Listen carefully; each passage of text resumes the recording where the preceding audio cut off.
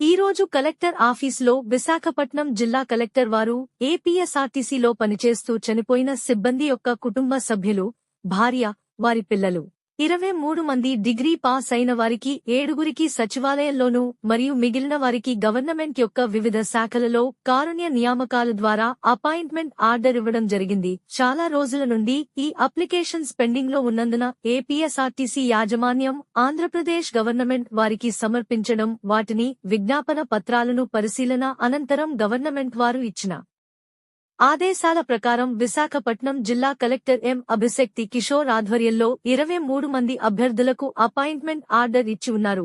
ఈ సందర్భంగా APSRTC Visakhapatnam regional manager Visakhapatnam కలెక్టర్కు కృతజ్ఞతలను తెలియజేశారు.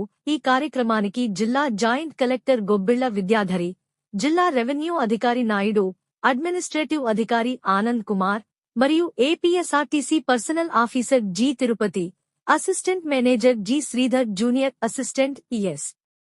నాయుడు తదితరులు పాల్గొన్నారు. ఈ సందర్భంగా అపాయింట్మెంట్ తీసుకున్న అభ్యర్థులకు APSRTC Visakhapatnam region manager B.